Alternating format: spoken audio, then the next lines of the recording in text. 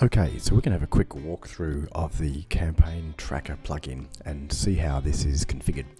So to begin with, once the plugin is activated, you'll see that under the settings menu, there's a new item here called Campaign Tracker, and that will take you to the main plugin setup page. So the plugin supports three form plugins, so Gravity Forms, which is what I've got installed here, but it also supports Ninja Forms and Formable. So these tabs will automatically appear depending on the form plugin that you've got activated at the current time. So what I'm going to do is just walk through the basic setup of how to get this up and running for a simple inquiry form. So if I go into the forms here, I've got an inquiry form here that is already up and running, so it's just the usual kind of thing: name, email, phone. And what I've done is I've added a group of hidden fields. So that's just by dragging in a hidden field from this Gravity Forms toolbox. Now, in each of the hidden fields, I've given them a name, so I call it something like Google Analytics source, medium, term, those kinds of things. There's also a special field for the referrer, so I've called mine just traffic referrer, and we'll come back to this one in a moment too. This is a custom variable that we can use. So I set up those hidden fields and updated the form, and then if we go back to the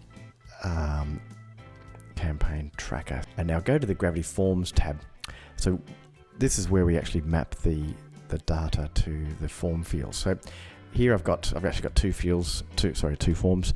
GA form testing is the form that I'm going to be using, and so it shows you here on the left the pieces of data that are available for tracking. And what we're doing here on the right hand side is we're actually mapping it to which field we want it to go to. So these ones here, source, medium, term, content, campaign, they're all variables that come out of the Google URL builder. So I'll talk about that in a moment too. So I'm just going to map them directly to my hidden fields that I've created. So you'll see the field names here are the same. So there's my GA source, GA medium, I've got one for term, and I've got a field for content, and then one for the campaign name. Okay, so that's going to map all of those fields. Now there's a special field too, which is the traffic source, and this is basically giving you the referrer. So if someone's clicking on a link and it's coming from a different website, then it'll show that up. If it comes from Google, it'll show the Google URL as the referrer. So basically the last website that the user was on before they hit your site is what's considered the referrer. So I've got a hidden field set up here called traffic referrer, and I'm going to map that one across to there.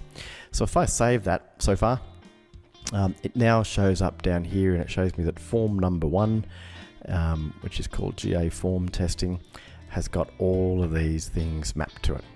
So that's the really sort of crash course in how to sort of get a form with some hidden fields mapped to those different types of data. Now, in this other window here, so I've just got another browser here. I'm just going to show you quickly how to use the Google URL builder. So there's a link for this on the settings page, but basically what happens is that you create a URL. So I'm actually working locally here, so that's my landing page, or the URL that I want to land on, and I've just gone through here and just quickly typed in some sample values. So my campaign source, my campaign medium, term, content, etc. Click generate URL, and what this does is it gives you a Google campaign URL that is going to track all of these pieces of data for you. So what I'm going to do is just copy and paste that and visit that URL in this browser. Okay, and that takes me through to the form that I've been working on. And what's a good way of testing this is just if you've got this enabled in either Chrome or Safari, go inspect element, and you can actually see the HTML source here, and these are my hidden fields. Okay, so you can see here input number 2-4 has got my campaign source. So these values have come through from the Google campaign URL. It's been saved in a cookie in WordPress, and it's available to the forms.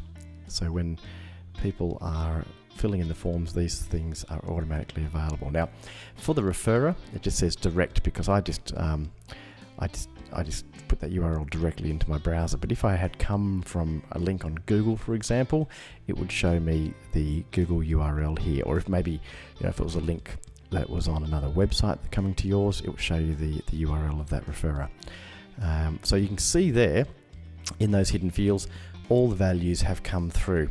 And of course, when a user submits this form, that'll go through and be saved in your WordPress installation as an entry, and it'll also potentially can be sent to you as a notification in Gravity Forms as well. And of course, Ninja and Formable work in the same kind of way, in that you can have those values set up to being set through as emails, or sent through to your CRM, or wherever the form entries actually end up.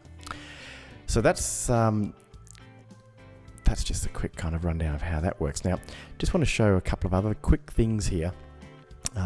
We also support custom variables. So there are some situations where you want to actually track not just things that are in the Google URL builder, but you want to actually make some more variables of your own. And you can actually put in here up to 6. So you might put in here another variable like that. So these are the names of the variables. And as you enter them here, you'll find that it then becomes available in the mapping. So here's that one I just added, another variable.